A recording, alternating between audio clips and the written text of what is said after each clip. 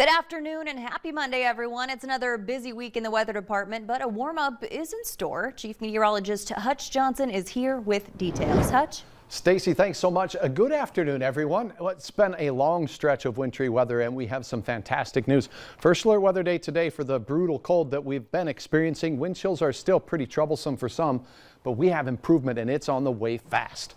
And it's short-lived. But let's talk about temperatures right now. Hutch's black line, that's the 0-degree line. North and east of there, we have sub-zero temperatures.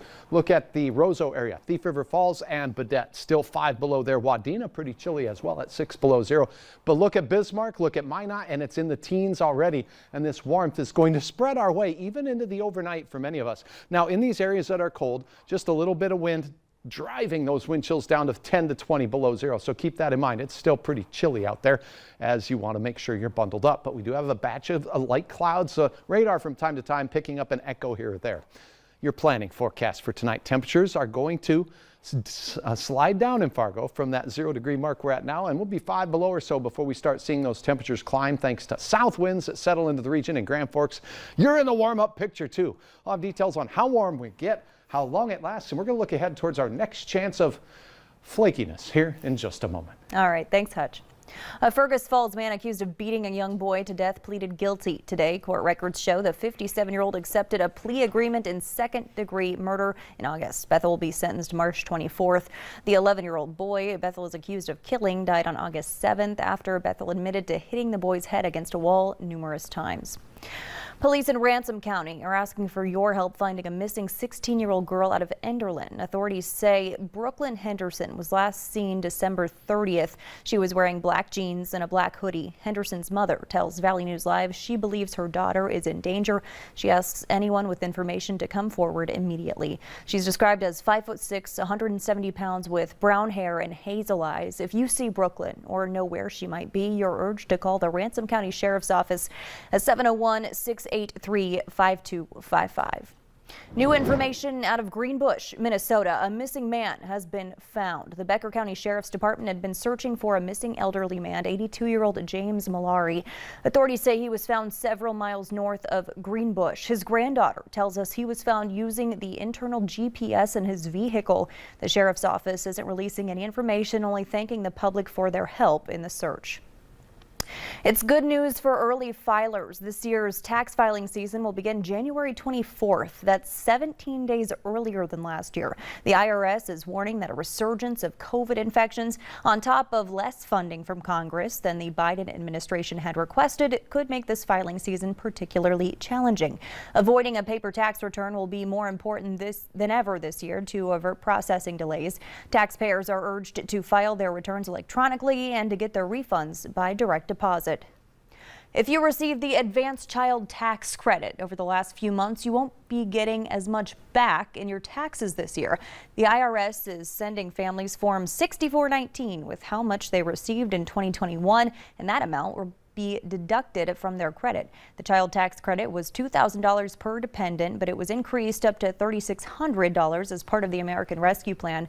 More than 36 million Americans were eligible for the credit. The last payment was sent on December 15th. Gas prices are dipping a bit lower, although that could be temporary. The average price for regular gas dropped 2 cents over the past 3 weeks to $3.39 a gallon. That's still more than $1 higher than last year. Analysts say prices could start going up again as crude oil costs continue to rise. Some immunocompromised Americans can get another dose of the COVID vaccine. Starting this week, 4th doses will be given to people with immunocompromising diseases who received their booster 5 months ago. The CDC now recommends getting another dose 5 months after the last vaccine dose. An additional primary shot is recommended for people ages 5 and older who got a Pfizer vaccine and those 12 and older who received Moderna. No additional shot is recommended yet for anyone who got a Johnson & Johnson vaccine. Fargo schools have updated their mask guidance beginning January 17th. Masks will be strongly recommended, not required, in Fargo public school buildings. Also, Fargo public schools will not be identifying or notifying close contacts to a positive COVID case unless they're told to do so by the Department of Health. Instead, the district will provide a general exposure notification, though that doesn't mean that someone had close contact with the COVID positive person. Students and activities will also not be notified of positive cases in their group. The school says unvaccinated household close contacts are strongly recommended to quarantine from school for 10 days and then be tested in their every other day program. Employees at Citigroup have until this Friday to prove they're fully vaccinated against COVID-19 or they could lose their job. Citigroup is the first big bank to enforce a vaccine mandate. Workers must submit proof or apply for an exemption by January 14th. Anyone who doesn't will be placed on unpaid leave and then fired at the end of the month.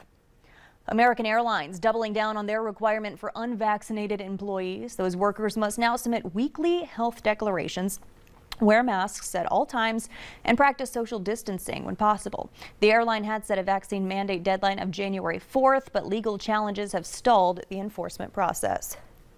This weekend in Wisconsin, a daring ice rescue after dozens were stranded on a free-floating ice chunk. Eric Richards has this story. Even before I got down to our property down there, I could see out in the water a large crack had developed on that ice. For the first time, we're hearing from an off-duty firefighter who stepped in to assist with the ice rescue in Brown County. Sam Greenberg is a volunteer with Southern Door Fire and says when he heard the siren, stepping up to help was a no-brainer. Looks like a large ship had just gone through. I could still see it out there, and I believe that ship had disturbed that ice. We did get reports that a barge had gone through and possibly disrupted the ice. We weren't able to confirm that with a complete certainty, but we believe that may have been a factor in the ice along with the wind and current conditions. Nearly 30 people were out on the ice fishing at the time. We received a report that approximately 40 people were stranded on a large chunk of ice that had broken away from the shore and had started to drift out onto the bay.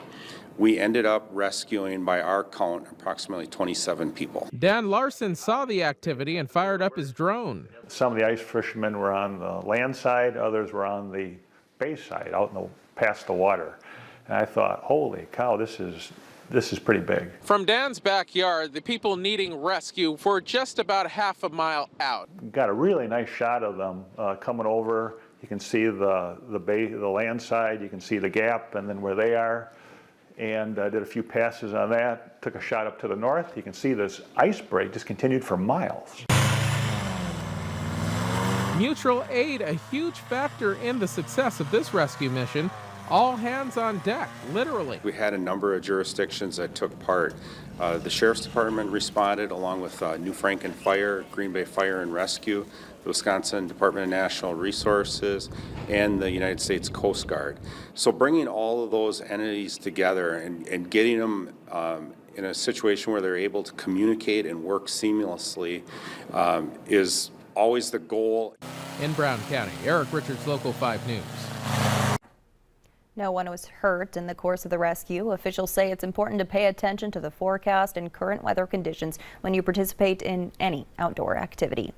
The Minnesota Vikings have fired their head coach and general manager. Head coach Mike Zimmer and general manager Rick Spielman were let go after another season where the team didn't make the playoffs. The Vikings have missed the playoffs 5 of the last 8 seasons. Zimmer has been with the team for 8 years. Spielman was with the team for 16. The search is now underway for their replacement.